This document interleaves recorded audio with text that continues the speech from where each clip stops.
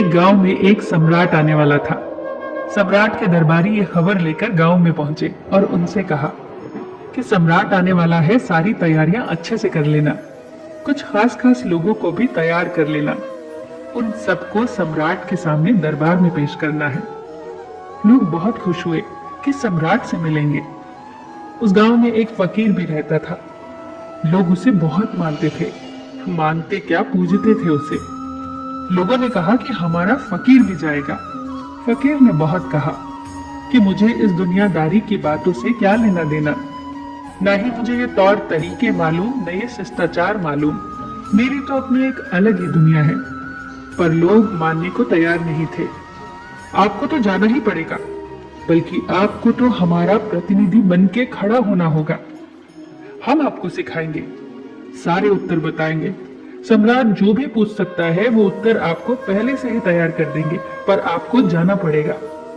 फकीर के पास अब कोई चारा नहीं था हाँ करने के अलावा, सो उसने हाँ कर दी।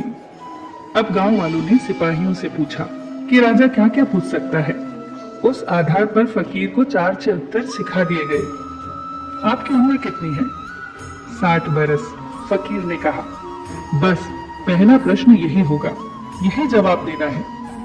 फिर सम्राट पूछेंगे कि कितने साल से साधना कर रहे हो। फकीर ने कहा 30 साल से। बस यही तो बोलना है। ऐसे ही 4-6 उत्तर और पढ़ा दिए गए और उसे बार बार यही समझाया गया कि कोई गड़बड़ मत करना, जैसा बताया गया बस वैसा ही करना। अब तय दिवस पर सम्राट गांव में आए।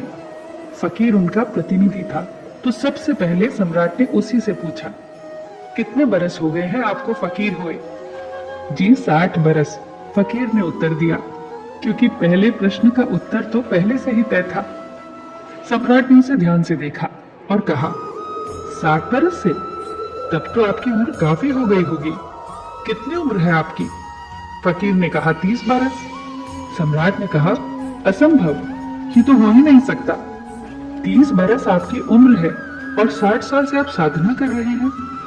या तो आप पागल हैं या मैं पागल हूं। हम दोनों पागल हैं, फकीर ने ये उत्तर दिया। सम्राट ने क्रोधित होकर कहा, क्या मतलब है तुम्हारा? तुम मुझे पागल कहते हो?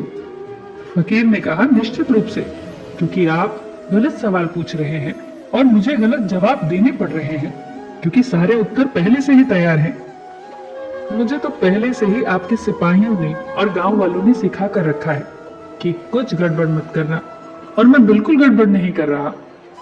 गड़बड़ आप कर रहे हैं प्रश्न पूछने में। आप पागल इसलिए हैं क्योंकि आप गलत सवाल पूछ रहे हैं, और मैं पागल इसलिए हूं क्योंकि मैं गलत जवाब दे रहा हूं। मेरी तो मजबूरी है क्योंकि सारे उत्तर पहले से ही तैयार है।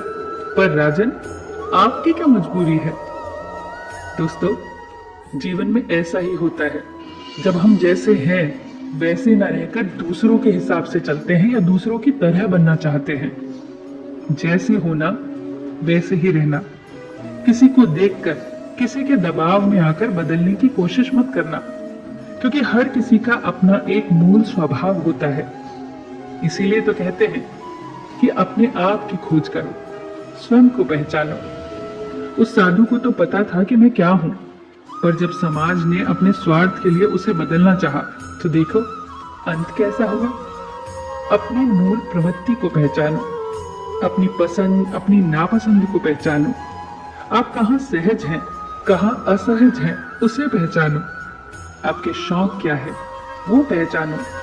कुल मिलाकर अपने अंदर की यात्रा करो, अपने भीतर उतरो। किसी और को देखकर उसके जैसे बनने का प्रयास कभी मत करो। वो 2-4 दिन का खेल होगा। आखिर में ना आपको उससे सुख मिलेगा ना संतोष मिलेगा। याद रखना कि जीवन में सभी की परीक्षाएं होती हैं और सभी के अपने अपने प्रश्न पत्र। आपके प्रश्नों के सारे उत्तर आप ही के भीतर मौजूद हैं, पर गड़बड़ पता कहां होती है? जब हम दूसरों के उत्तर की नकल करते हैं। तो फिर सही उत्तर के लिए उतर जाओ अपने भीतर और अपने प्रश्नों के उत्तर खुद तैयार करो। फिर मिलेंगे दोस्तों अगली कहानी के साथ। तब तक के लिए अपना ख्याल रखना और हमेशा मुस्कुराते रहना।